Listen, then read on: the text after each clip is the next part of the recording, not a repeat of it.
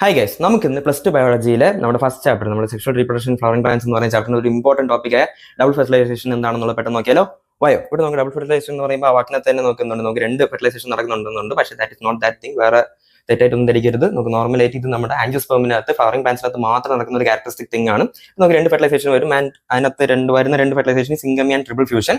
അതിനകത്ത് ആ പറയുന്ന കാര്യങ്ങളൊക്കെ നമുക്ക് എന്ത് ചെയ്യാൻ പറ്റും, ഈ ഒറ്റ ഒരു ടേബിളിനകത്ത് നമുക്ക് എക്സാം പോയിന്റ് ഓഫ് വ്യൂവിനകത്ത് എല്ലാം എന്ത് ചെയ്യാൻ പറ്റും, കവർ ചെയ്യാൻ പറ്റും. എങ്ങനെ നോക്കാം, നമുക്ക് ഞാൻ ഇവിടെ എടുത്തിട്ടുള്ള ടൈപ്പ് ഓഫ് ഫ്യൂഷൻ എടുത്തും സെൽ ഗെറ്റിംഗ് ഫെർട്ടിലൈസ്ഡ് എടുത്തിട്ടുണ്ട്, പ്രോഡക്റ്റ് ഫോം എടുത്തിട്ടുണ്ട്, പ്രോയിൻ ലെവൽ എടുത്തിട്ടുണ്ട്.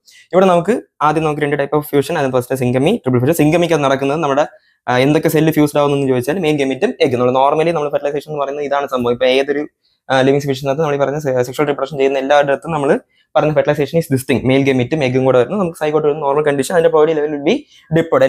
N+N ഹാപ്പിഡ് ആയിട്ടുള്ള ഗെമിറ്റ് പോയിട്ട് ഫ്യൂസ് ആവുന്നു, will get a diploid zygote. ഇത് നമുക്ക് നോർമൽ കണ്ടീഷൻ. പ്രോഡക്റ്റിന്റെ പ്രോയിൻ ലെവലാണ് ഇവിടെ. അത് പതിവായിട്ട് നമ്മൾ മിക്ക എക്സാംസിനകത്ത് ചോദിക്കുന്ന വരും. ഇനി നമ്മൾ അടുത്ത type of fusion triple fusion. ഇവിടെ നമുക്ക് ഈ പറഞ്ഞ ഫെർട്ടിലൈസ്ഡ് ആവുന്ന സെൽസ് ആർ മെയിൽ ഗെമീറ്റും. നമുക്ക് ഇവിടെ രണ്ട് മെയിൽ ഗെമീറ്റ് വരും. അതാണ് ആൻജിയോസ്പെർമിന്റെ സ്പെഷ്യാലിറ്റി. ഇവിടെ നമുക്ക് അടുത്ത ഫ്യൂസ്ഡ് ആവുന്ന സെൻട്രൽ സെൽ, നമ്മുടെ എംബ്രിയോ സാക്കിനകത്ത് വരുന്ന സെൻട്രൽ സെല്ലാണ് ഫ്യൂസ്ഡ് ആവുന്നത്. അവിടെ നമുക്ക് കിട്ടുന്ന പ്രോഡക്റ്റ് PEC അല്ലെങ്കിൽ പ്രൈമറി എൻഡോസ്പെർം സെൽ എന്ന് പറയും. ഓക്കെ, ഇതിന്റെ പ്രോയിൻ ലെവൽ N+N+N ട്രിപ്പോയിഡ്. കാരണം നമുക്ക് എന്താണ്, സെൻട്രൽ സെല്ലിനകത്ത് രണ്ട് ന്യൂക്ലിയ ഉണ്ട്, പോളാർ ന്യൂക്ലിയ എന്ന് പറയും. രണ്ടുപേരും രണ്ട് ന്യൂക്ലിയ അവിടെ നിൽക്കുന്നു, രണ്ട് ഹാപ്ലോയിഡ് ആയിട്ട് നിൽക്കുന്നുണ്ടോ. സോ അതിന്റെ രണ്ട് ഹാപ്ലോയിഡ് പ്ലസ് ഈ പറഞ്ഞ മെയിൽ ഗെമീറ്റിന്റെ ഒരു ഹാപ്ലോയിഡ്. ഓക്കെ, ഇത് നമുക്ക് സെല്ലിന്റെ രീതി പറഞ്ഞാൽ ഇങ്ങനെ. ഇനി ഇതേ സംഭവം ഞാനിപ്പോൾ മാറ്റി ഇവിടെ ഞാനിപ്പോൾ ന്യൂക്ലിയ എടുത്തു എന്ന് വെച്ചാൽ, അതായത് നമുക്ക് നോർമലി നമ്മൾ ഫെർട്ടിലൈസേഷൻ എന്നൊക്കെ പറയുമ്പോൾ ന്യൂക്ലിയസ് തമ്മിൽ വന്നിട്ട് ഫെർട്ടിലൈസ്ഡ് ആവുന്നു എന്നൊക്കെ അല്ലേ പറയുന്നത്. അപ്പൊ അങ്ങനെ എടുക്കുമ്പോൾ നമുക്കിവിടെ സെൻട്രൽ സെല്ലിന് പകരം നമ്മൾ എന്തെടുക്കേണ്ടി വരും, പോളാർ ന്യൂക്ലിയ എന്നുള്ളത് നമ്മൾ എടുക്കേണ്ടി വരും. Polar nuclei in the sense ന്യൂക്ലിയസിന്റെ പ്ലൂറൽ. ഓക്കെ, ബാക്കി ചേഞ്ച് ഒന്നും വരില്ല. മെയിൽ ഗെമിറ്റിന്റെ ന്യൂക്ലിയ, നമ്മുടെ മെയിൽ ഗെമിറ്റിന്റെ ന്യൂക്ലിയസ്, എഗിന്റെ ന്യൂക്ലിയസ്, സൈഗോട്ടിന്റെ ന്യൂക്ലിയസ്, അങ്ങനെ നമുക്ക് വേണമെങ്കിൽ എന്ത് ചെയ്യാൻ പറ്റും, മാറ്റാൻ പറ്റും. ഇവിടെ നമുക്ക് മെയിൽ ഗെമിറ്റ് അതിന്റെ ന്യൂക്ലിയസ്, അതേപോലെ ഈ സെൻട്രൽ സെല്ലിന്റെ nucleus, and that term is polar nuclei. ഇവിടെ കിട്ടുന്ന പ്രോഡക്റ്റ് വിൽ ബി PEN അല്ലെങ്കിൽ പെൻ എന്ന് വിളിക്കും.